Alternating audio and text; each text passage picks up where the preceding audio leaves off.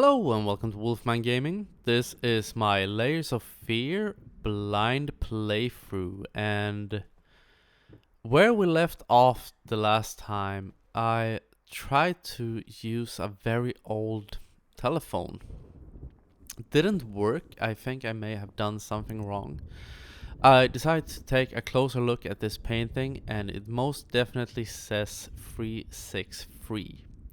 So we are gonna have a little history lesson for any of you young people who may be watching this.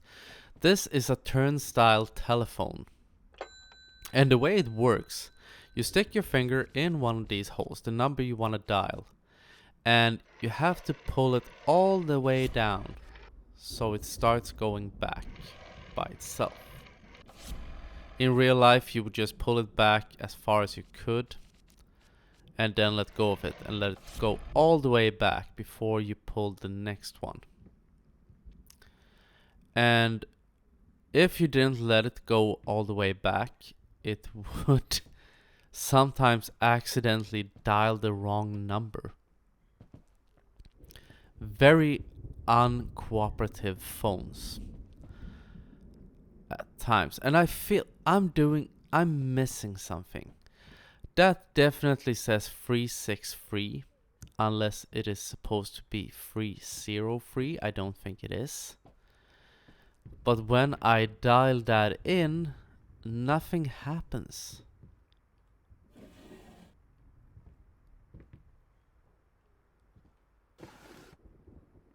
Which is annoying, unless something happens and I am just missing the fact that it does. But I don't think I do, because I am very attentive when I play video games. No, I am not. I try to be. But especially with these blind playthroughs, I feel sometimes it is a bit of an information overload, so I miss even the simplest things, like let's see. The eyes of that painting look down. What are they looking at? Is it the drawer? No.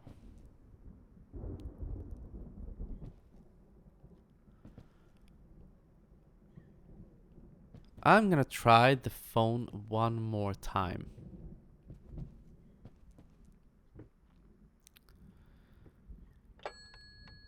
So let's see. No. 3. 6.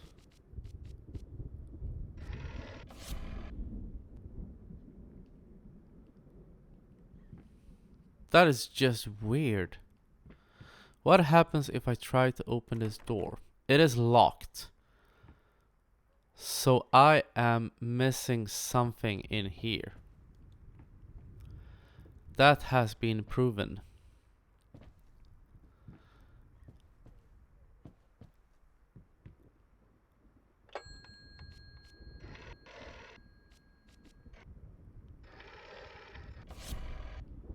Three, 6.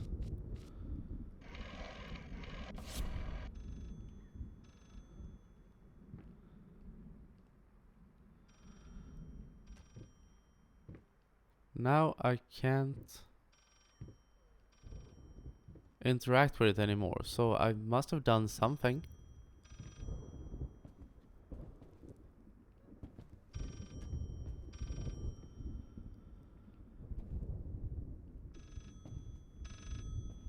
Another phone is ringing.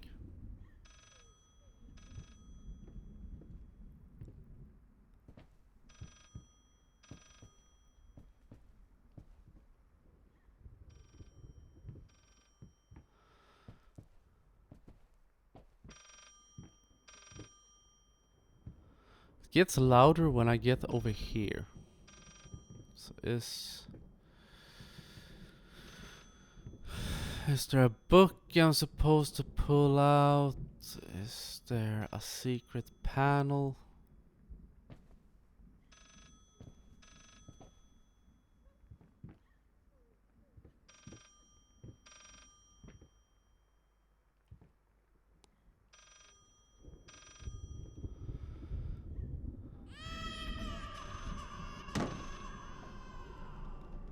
Okay.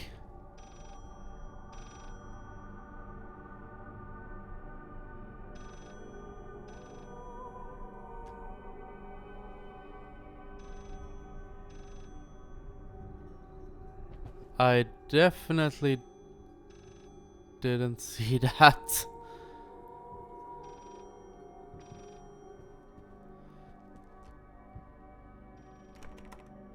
Still locked.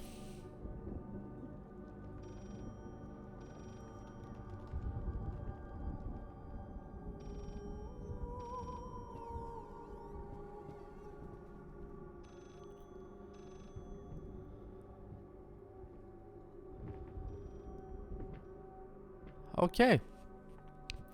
We're making progress at least. After our problems with the phone company.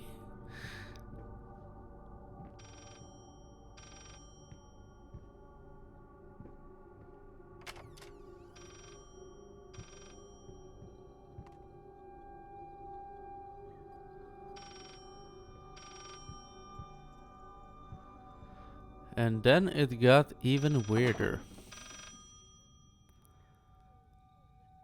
So, is this one of those YOLO moments?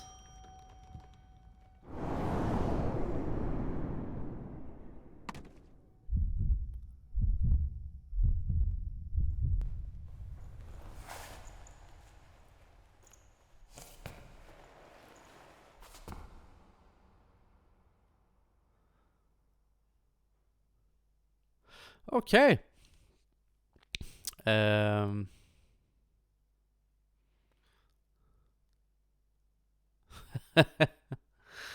Cool. Almost Tyrion Lannister-esque. The most famous little person in the world, I think. And on the subject of Tyrion Lannister, I'm not gonna segue into something else. Me and my girlfriend have recently been rewatching Game of Thrones, which I think is a really good series. Yes, we all know about season 8 and the mistakes that were made. Let's call it that, and we don't need to draw more attention to that. There is nothing I can say that hasn't already been said or needs saying. But something I want to talk about, something I realized the last time we watched through it, and I've had a jolly good time about this time, watching it again, is Valyrian steel swords. A Valyrian steel sword is one of the most precious weapon you can come across in the entire country of Westeros. They are not made anymore. I think, having watched shows like Forged in Fire and Man at Arms, I would guess that that was a dead rat. They're a bit inspired by Damascus swords, and Damascus swords don't come from any particular place, I think.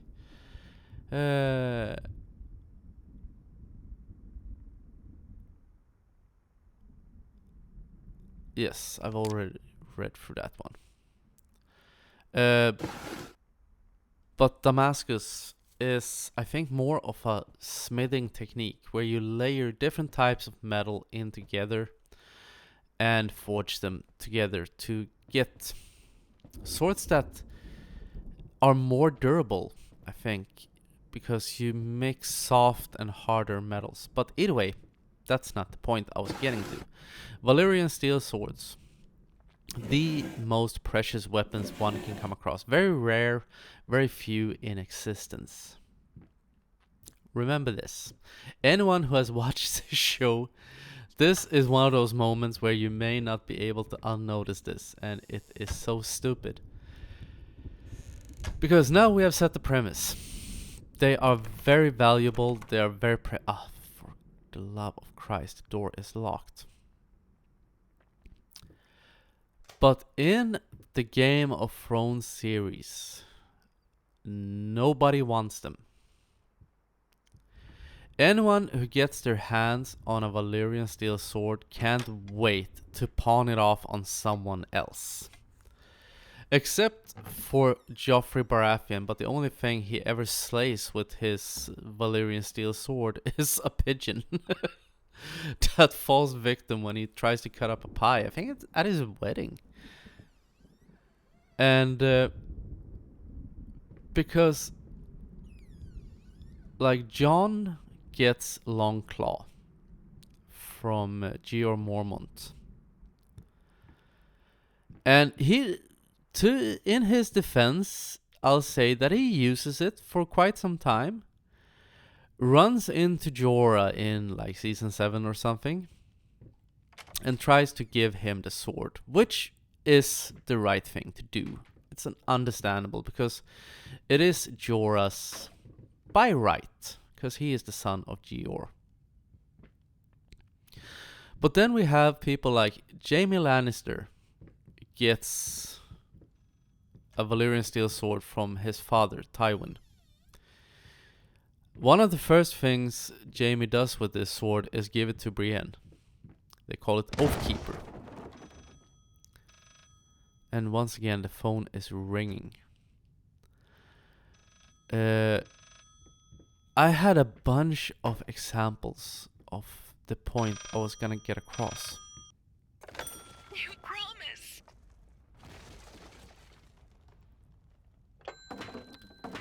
Should we try it again? Was it 363? Nope. Janky controls. 3 6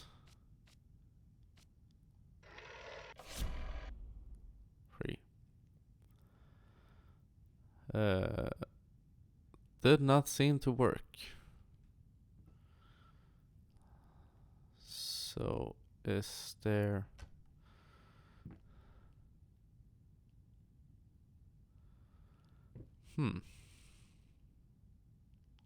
I'll try it again. 3 6 3. Nope. Apparently not. Yes, and going back to my Valyrian steel sword theory. Let's see.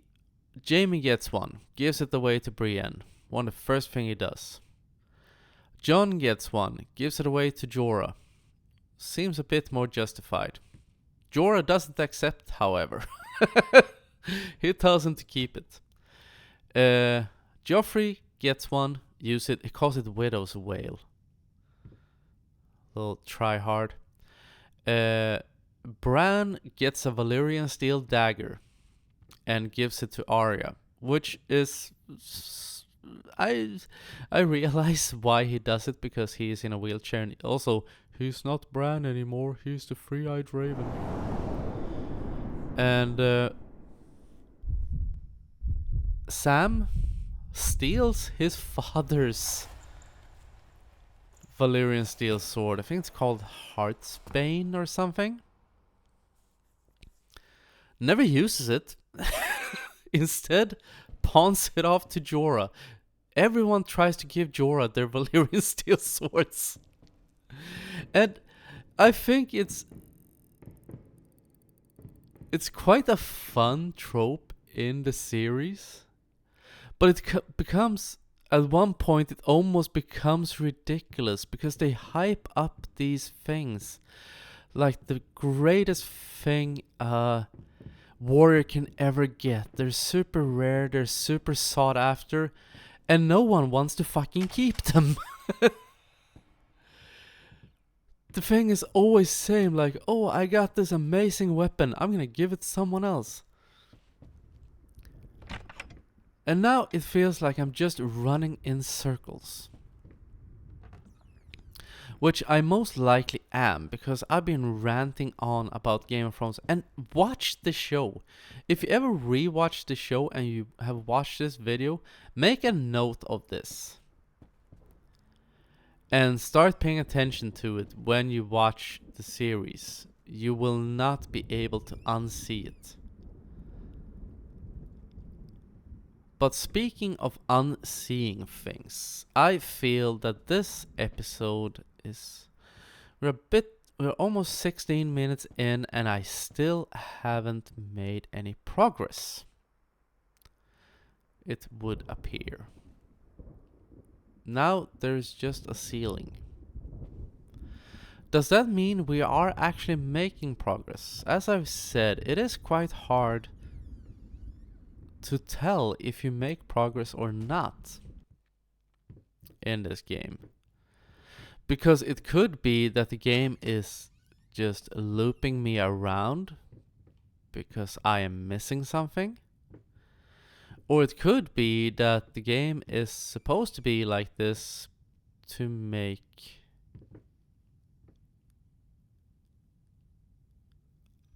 you feel uneasy. But I am guessing that I am running in circles. Because I have most definitely missed something. So if we try backtracking,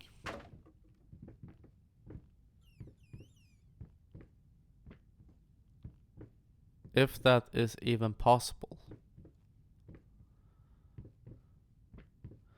That was not possible. And now I almost turned around really fast, which potentially would have been a mistake. Because something I've learned in this game way back in episode 4 was that you never turn around too quickly in this game. Because that's when... Oops.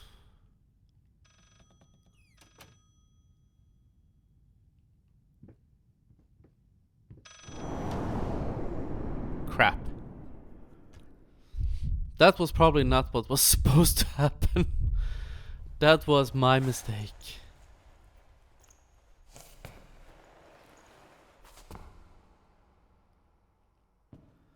Okay.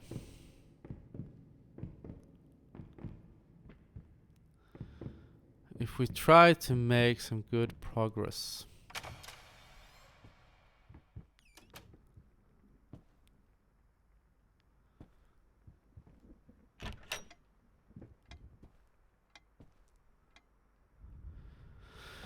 Yes. The bookshelf slides open, the door slides open. We run back here. Open this, up the stairs.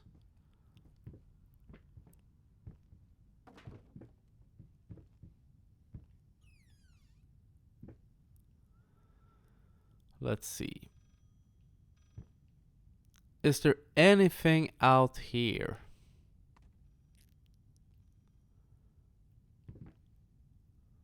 I don't see any numbers at all.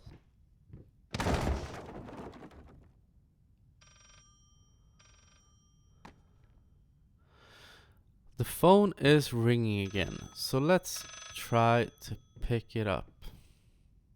See if anything happens this time. You promised.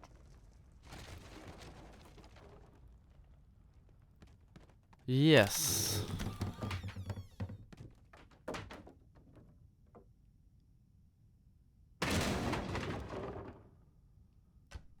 But what did I promise?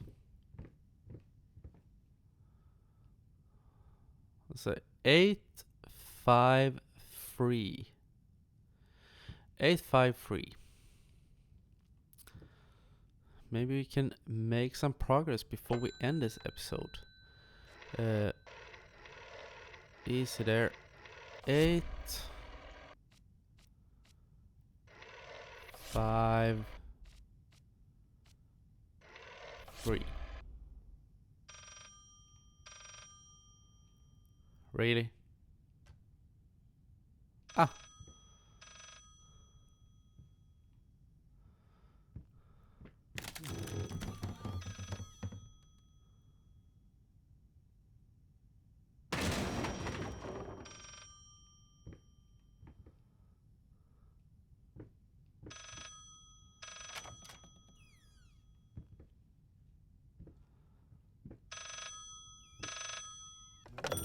This solves nothing. It never has. It never will. All right. Interesting. Well, I'm gonna end this episode right here, and I guess we'll venture further on in the next one. I want to thank you very much for watching. I hope you're enjoying the series, and I will see you again in my next video. So until next time, this is the Wolfman signing off.